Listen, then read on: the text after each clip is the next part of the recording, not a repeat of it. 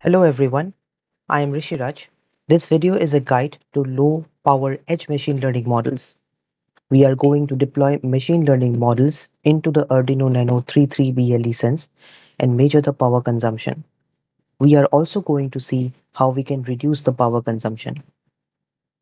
To start with, I am going to deploy a wake word detection model into the board. We are going to see the basics of measuring current. We'll also measure the current consumption of a machine learning model, and then we'll see how we can optimize the machine learning model to reduce the current consumption, as well as we will see how we can switch off microcontroller peripherals to reduce the current consumption. There are a few tutorials on the web which demonstrates how to load a wake word machine learning model in microcontroller, so I'm not going to reinvent the wheel. Instead, I will quickly show a demo of wake word detection. After that, we are going to power a microcontroller from external power sources without the USB to calculate its current consumption. So let's get started. Here we will see the demo of wake word detection on the Arduino board. I trained the model on four classes, that is the word yes, no, beside the noise class and the unknown class. I used edge impulse to train the model and deploy it as a Arduino library.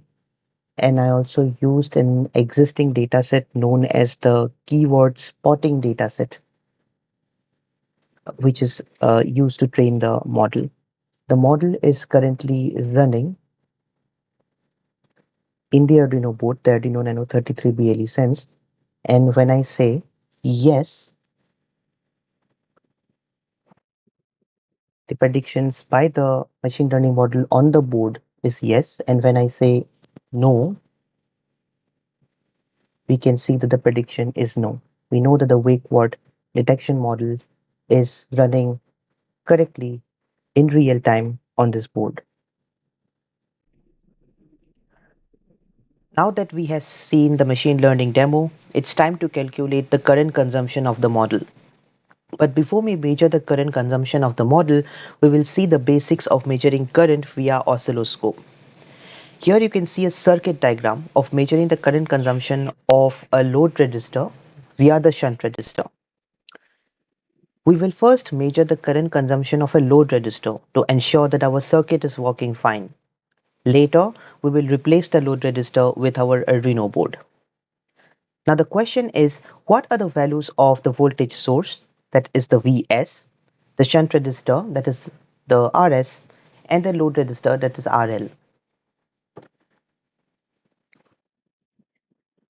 I have decided to use a supply voltage of 3.3 volt. This is because the Arduino Nano 33 BLE Sense has a maximum power rating of 3.3 volt. The load resistance was randomly chosen to be about 1.33 kilo ohm. In that case, the current across the circuit is 2.48 milliampere without considering the value of the shunt resistor, which I assume to be very low. Now, if the shunt resistor value is of say 1 ohm, then the voltage drop across the shunt would be about 2.48 millivolt. And this 2.48 millivolt, which the oscilloscope measures, can be reduced to a current if we know the shunt resistor. In this case, the shunt resistor is just 1 ohm. But this voltage drop across the shunt is a problem because the oscilloscope that I am using has a resolution of 5 millivolt. So 2.48 millivolt won't be visible in the oscilloscope. In that case, we have to increase the voltage drop across the shunt. Now I decided to increase the voltage drop across this shunt and assume that to be 100 millivolt. If we know the voltage drop across the shunt, we can then calculate the shunt resistance, which boils down to about 4.32 ohm. Now, if there is a 100 millivolt drop across the shunt, then our new voltage drop across the load would be 3.3 volt minus 100 millivolt, which is about 3.2 volt, which is actually still enough if we replace the load resistance with the Arduino board, because the Arduino board has a minimum power rating of 1.7 volt, uh, and hence it can still be powered. But since I did not have a 40 ohm resistor in my lab, I chose to use a 68 ohm resistance, shunt resistor. So the voltage drop across the shunt would be 168.6 millivolt. And again, the new voltage drop across the load will be 3.13, which is still enough to power the Arduino board. This is the first circuit that we have. We have a 1.3 kilo ohm resistance and also a 68 ohm shunt resistance, and we power this circuit using a 3.3 volt power supply. What we will do is we will use the oscilloscope terminals and connect it across the shunt, so that then we can measure the voltage drop across the shunt.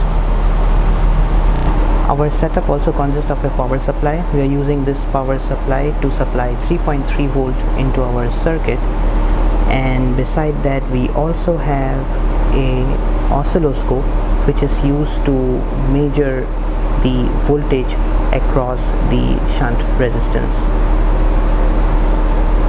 Now we'll verify the theoretical current consumption. We have rigged up our entire circuit. The load resistance as well as the shunt is connected to the power supply as well as the oscilloscope. Now I'll switch on the power supply. I'll see that the voltage drop across the shunt resistance increases. Let us analyze this voltage further. Here we are looking at the oscilloscope output, and it reads about 168.19 millivolt. This is same as the theoretical value we calculated previously for our 68 ohm shunt resistance. Now that we know that our test circuit works properly, we have replaced the load resistance, which was a 1.3 kilo ohm resistance, with the Arduino Nano 33 BLE sense, so that we can now measure the current consumption of this board via the drop in shunt resistance voltage. Now the very first step in reducing the current consumption of this Arduino board is to cut the 3.3 volt patch that is here. So we have to cut in such a way so that both these patches are non-conducting. What happens is that this disconnects the DC-DC converter on the board, and we will no longer be able to power the board via the USB. So we have only option is to power the board via the 3.3 volt pin and the ground pin. That significantly reduces the power consumption of the board because we are eliminating the DC-DC conversion circuit. As discussed before, we have loaded the wake word detection module into the Arduino board using Edge Impulse, which builds the entire module as a Arduino library. And the model is currently running on the board. Let us quickly see the response. Voltage drop across the shunt. So here we see that during the classification phase, the voltage drop across the shunt is about 616 millivolt, and during the sampling phase, it is about 280.514 millivolt. If we look across the current consumption, that is, we have to divide it by 64, we get about 9.6 milliampere of current and 4.3 milliampere of current for sampling. Now, this is our baseline, and this is after cutting the patch as discussed in the last video. We'll try to improve upon this. That is, we will try to improve the current consumption by tweaking the peripherals and the machine learning model. Next, we can further reduce the current consumption of the machine learning model by using quantization, so that we end up using the quantized version of the machine learning model. Furthermore, we can also consider architecture limitations of the microcontroller and accordingly set up the parameters. Now, this is easily done by the Edge Impulse tool known as Ion Compiler.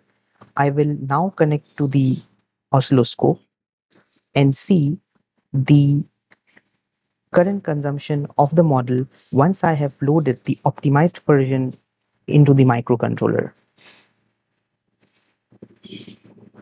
So we have loaded the optimized version of the model to the microcontroller, and we see that during the sampling phase, the voltage drop across the shunt is about 440 millivolt. This boils down to about 6.4 milliampere of current.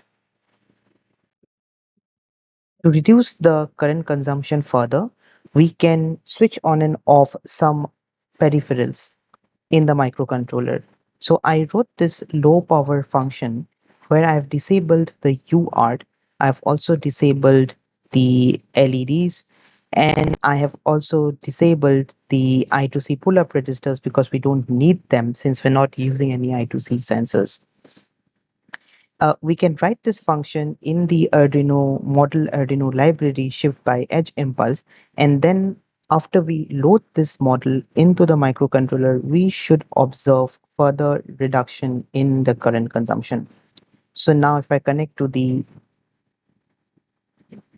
oscilloscope again and look at the current consumption of the model, we will see that the voltage drop across the shunt is about 374.5 volt, which is about 5.5 milliampere of current, and in the sampling it is 218.3. So this reduced to about uh, somewhere about 3 milliampere of current. So what we have ultimately done till now is that we have reduced the current consumption by 40% from what it was initially when we loaded the fresh model into the Arduino board. Another way in which we can reduce the current consumption is to run the classifier or the sampling with certain amount of delay.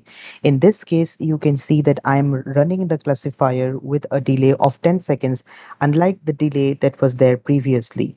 This would reduce the current consumption further down. We can strategize to put a delay while the audio is sampling, and that would certainly bring the power further down. Another optimization strategy that we may choose to do is to not sample audio continuously. Now, depending on the use case, we may not want to sample audio all the time. Usually, machine learning models are meant to sample audio continuously so that no samples are missed.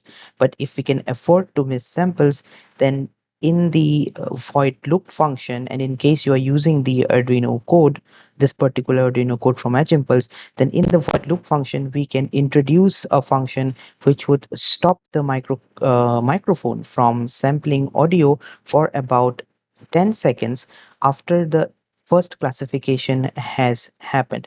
This will reduce the current consumption of the sampling phase, and this directly implies that our batteries or the power source that powers our microcontroller can run further more. So we'll see an example of this in the oscilloscope output. Here we see that currently the microphone is not switched on and the sampling hasn't started. So we are down to 178.905 millivolt, which is reduction from 3.3 milliampere we had initially. And now the sampling has started at this point of time and the classifier has started too. And once the classifier is done with its job, the microphone sampling has stopped as well. And this cycle will repeat after an interval of 10 seconds. The gain we have is a reduction to 2.6 to 2.7 milliampere from initial 3.3 milliampere. This gain might be significant depending on the kind of battery that we are using. In the last part of this video, I would like to briefly discuss how one should calculate the battery life of a battery from the current consumption we noted previously. Allow me to use my pen and paper for this explanation. We saw that the current consumption by the model classifier and the sampling constitutes a square wave-like pattern. We assume that sampling would take about 1.6 milliampere of current and the classifier takes 4.7 milliampere of current. We will later also consider the current consumption when none of the sampling or classification takes place, that is, microcontroller performs no operation or NOP. The fraction of time the classifier runs out of total time is about 0.15. Here, total time is equivalent to the time taken for sampling as well as classification. We calculate the average time taken as a function of D1, where for d1 fraction of total time, the current rose by 3.1 milliampere more than the sampling time. The average current comes out to be about 2 milliampere. Now, if we consider a coil cell battery with an electric power of 240 milliampere hour, then the battery would last for about 116 hours. Considering an 11-hour per day of operation, it would last for about 11 days. Now, as discussed a few minutes back, we can duty cycle the board to start sampling and classification periodically after a certain amount of time. We assume that during no operation phase of the microcontroller, it consumes 0.96 milliampere of current. Also, assuming a 60-second cycle in which sampling and classification happens for 20 seconds, the average current comes to about 1.64 milliampere. A 240 milliampere coil cell battery would last 146 hours. Again, if we assume 11 hours per day of operation, it would last for about 13 days. In this video, we saw the demo of wake fault detection model. We saw the basics of current measurement using an oscilloscope and shunt resistor. We measured the current consumption of an ML model, that is the wake fault detection model, and then we reduced the current consumption in step-by-step fashion. At the last, we also saw the theoretical calculation of battery life. Thank you.